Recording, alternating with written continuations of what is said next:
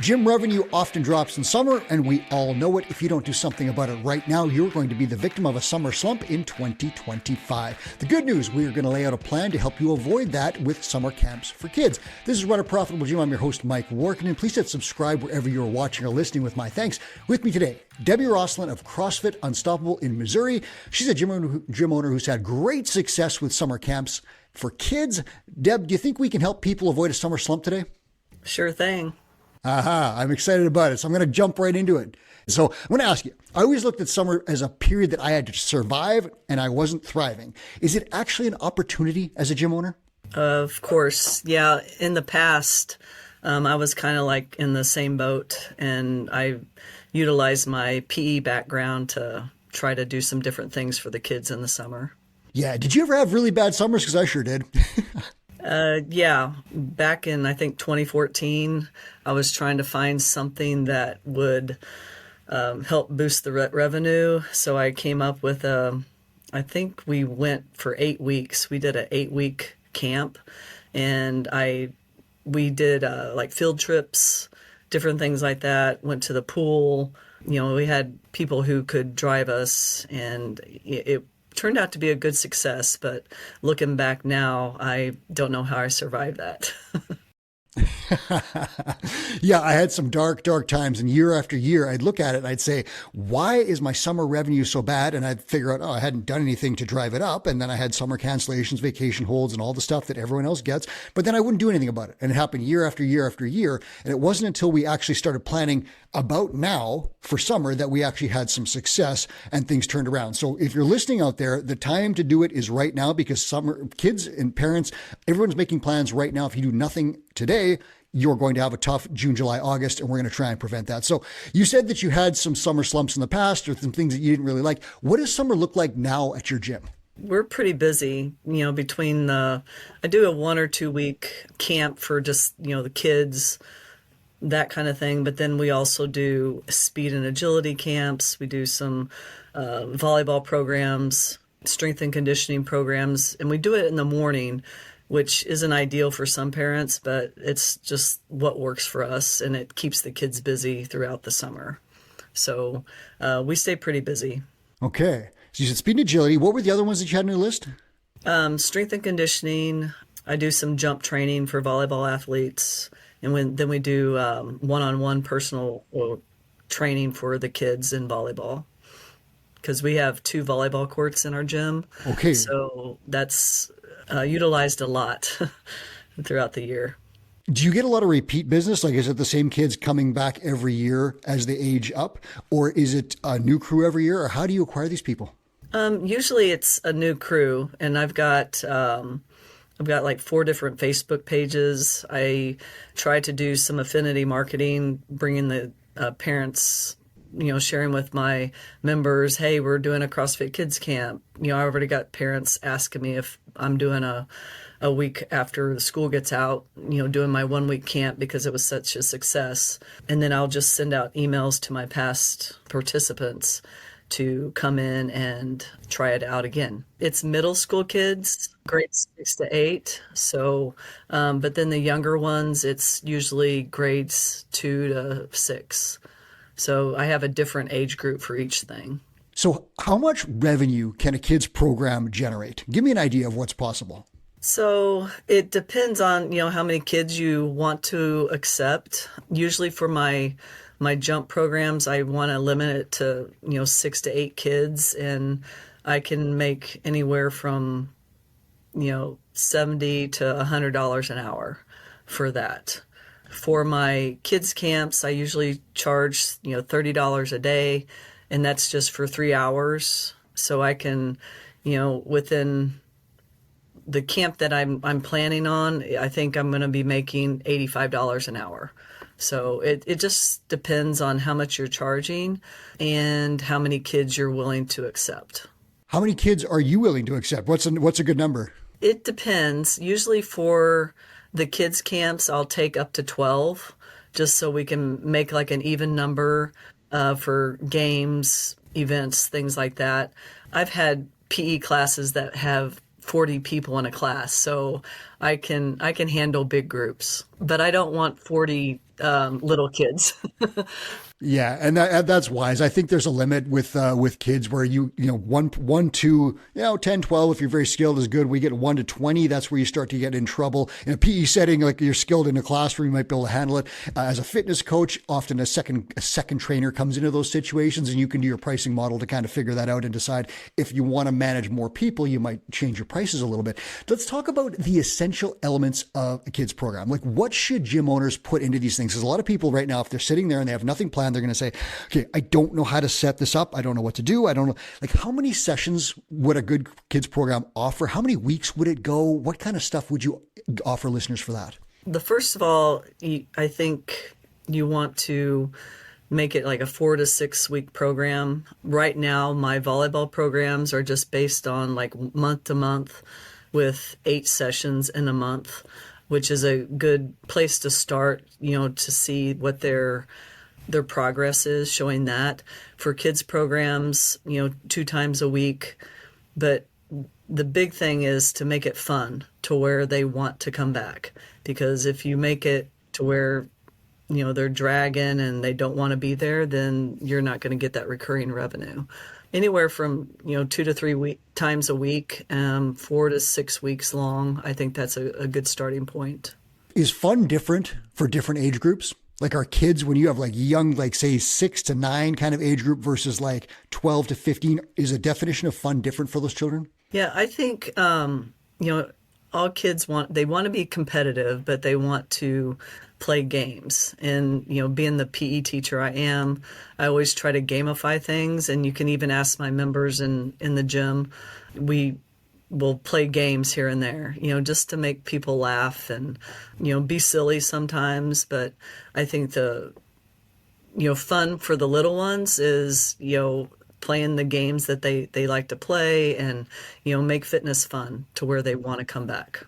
Yeah, I think that too. And it's Chris Cooper's written about this, where sometimes with like the really young ones in that 4 to 6 to 8 range, it's like games and fun and silliness. And you might limit those sessions to like half an hour, because the attention span there is like not great at times. And you want to keep it fun and keep them coming back. One of the CrossFit kids, Jeff and Mickey Martin, said this: end the game before it stops being fun. That's a great one to remember if you're out there.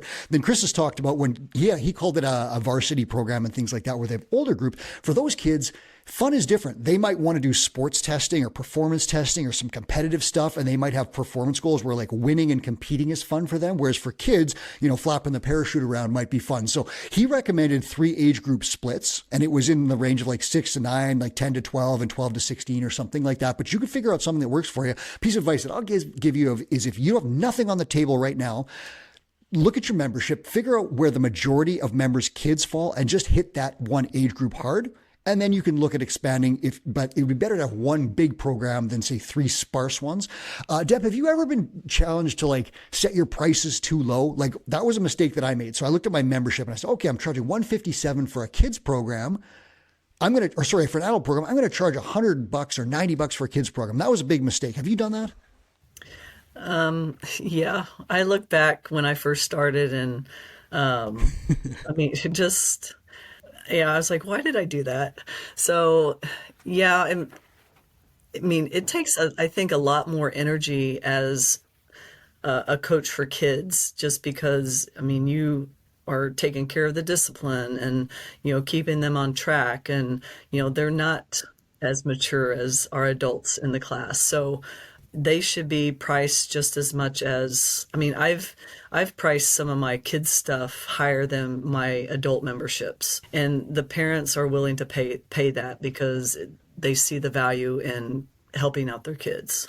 Yeah, it's a specialty program. And if it's special, that means it probably should cost a little bit more, right? And that's a mistake that I did make. I thought that it was a kids program. I should underprice it, but it's really not true. And if you look at the programs for organized sports in your city and town, listeners, you will see some crazy prices. And we're not talking about gouging your clients, your kids' clients. What we're talking about is like the perception of value and what's really out there. So like, I talked to a guy yesterday, his kid does swimming. And I was like, at least you don't have to buy like a lot of equipment. He said, the swimsuit is $700. And I couldn't believe it. So that's to kind of give you a little bit of perspective. So a 4 to 6 week kids program with 2 sessions a week with an expert coach that's designed to make them have fun and have a great time and make them love fitness and all that other stuff, that's a premium service. That is not worth less than an adult membership. It's not worth less than the martial arts school down the road. It's not worth less than the gymnastics program. So look at what's priced, some of the pricing around you, and it should be priced at least equal to your adult programs, if not more. And then look at some of the pricing around you, listeners, so that you do that. Now, Deb, talk to me about, you mentioned a little bit of this, filling and marketing a kids program. If you have nobody right now, how would you start this? If I said to you, Deb, you have 4 weeks to get a kids program going, how would you fill it? First, I would look at my member list and just see who had the, like you mentioned before, target who has the kids in one range of age or whatever, and then just start it from there. So for instance, I've got a open house for a new kids program beginning of May, and we've been marketing that for like the last couple of weeks. I put it on my members page. I tagged all the members who have kids in those age ranges because we're doing like 2 separate groups. So start off with your member base, and then I'm going to just, blast Facebook, that kind of thing, share kids' pictures, and just target that group out there. Target teachers.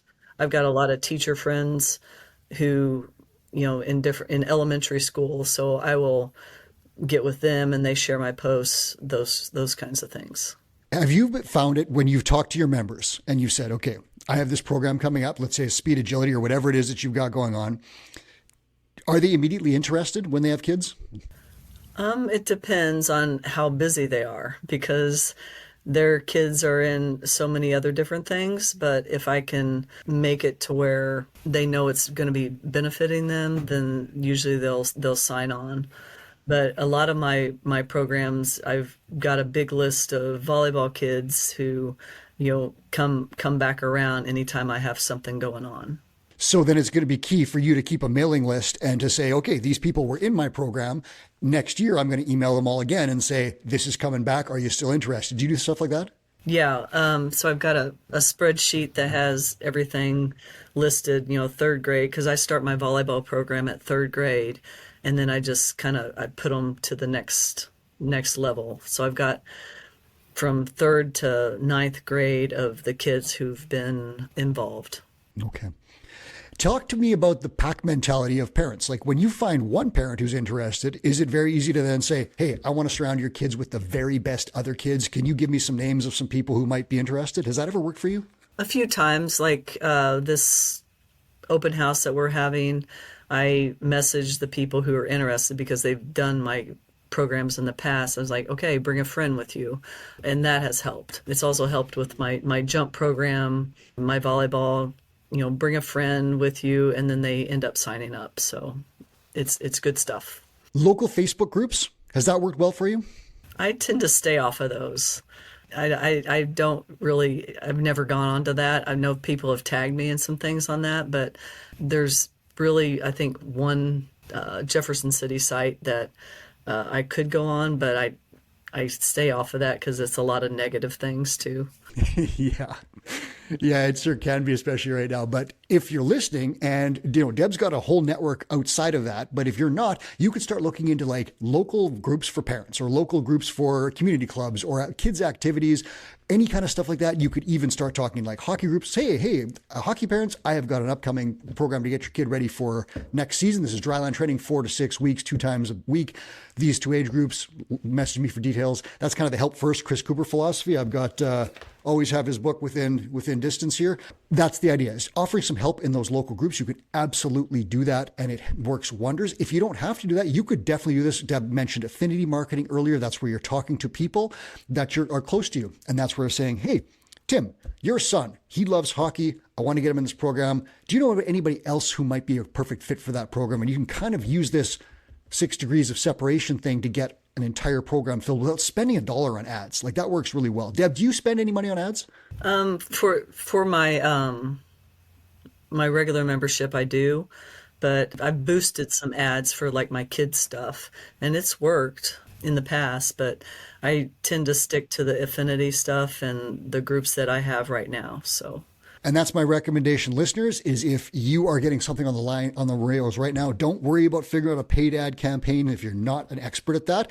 Talk to your current members, talk to the local groups. Someone in your gym is a teacher, someone in your gym is a coach of some sort. Start talking to those people and figure out how can you help their clients, their athletes, their friends, their family. How can you help their little ones get fit and have fun in summer, because parents are looking for activities right now. So start with that. Principle is affinity marketing, and you can find lots of info about that on the Two Brain blog. Deb, I'm going to ask you this. So you're the expert. If you're a gym out there, you have nothing on the calendar right now for June, July, August, what would you do today, like right now after this podcast ends, what would you do to avoid a summer slump? I would probably come up with maybe like a Saturday kids class to help out with that. And if you have air conditioning, then find a trainer who is good with kids, and maybe do an evening 2 times a week kids class, and just make it fun.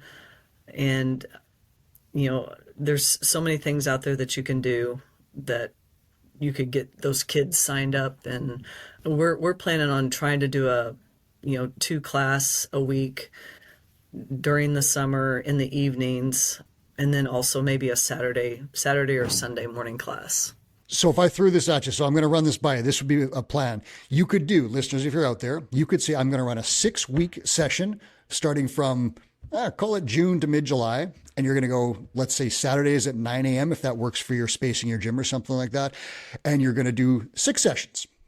Call it that. Just a nice, easy starting point. Deb, what would you price that at? 6 sessions for a group of, let's say, 10 to 12 kids. I would probably do $119. So about $20 a session. I'd probably only do either 30 minutes or 45 minutes. So, and then that way you could get 2 groups in there. Yes, there it is. So already you're finding a way to make that hour valuable, and then almost 2x it by getting a second group in there. So let's say that group of kids is like, they're your 7 to 10 year olds or something like that. They don't need an hour of stuff. They need 30 minutes of stuff, and you're going to move fast, get them in, get the next crew out. You could get 20 kids, 10 and 10 in 1 hour, priced at $119. That's Deb's recommendation for that one, $20 a session essentially. And you're going to run that for 6 weeks, pardon me. And you're going to do Saturday mornings. Here's what I would do right now. After this show ends, I would go and I would walk into your gym, and I would find the first person with kids and ask them if they'd be interested in something like that. And then if they are, or if they aren't, ask them who else that they know might be interested in that. Repeat this throughout the day with the people that you see in your gym. And I bet that you can fill that. Deb, do you think that plan would work marketing wise? Oh, yeah, I think so. I plan on using that. I think it would work. And you know what? Here's the thing. I was really bad at paid marketing. I was bad at running specialty programs and things like that for children. I assigned this to a staff member at my gym, passionate about kids, invested in the program. And all that person did was just start talking to our members and said, hey, we have a kids program now. Would you like to sign up? The thing was full right away. And then all of a sudden, a few other people heard about it because they told their friends, and more people were there. And all of a sudden, I had more kids than I could handle. We had little pink dumbbells running around and pool noodles, and everyone was having a blast. And the revenue went up, and the summer slump didn't happen that year. So, Deb, thanks so much for being here and sharing the secrets. I hope this is going to help gym owners all over the world avoid the summer slump. Thank you so much, Deb. All right. Thank you. That was Debbie Rosslan. This is Run a Profitable Gym. Thanks so much for watching and listening. Please subscribe for more shows just like this, because we help you fix your gym and build a better business right here every single week. And now here's Two Brain founder Chris Cooper with a final message. Hey, it's Two Brain founder Chris Cooper with a quick note. We created the Gym Owners United Facebook group to help you run a profitable gym. Thousands of gym owners just like you have already joined. In the group, we share sound advice about the business of fitness every day. I answer questions, I run free webinars, and I give away all kinds of great resources to help you grow your gym. I'd love to have you in that group. It's Gym Owners United on Facebook, or go to gymownersunited.com to join. Do it today.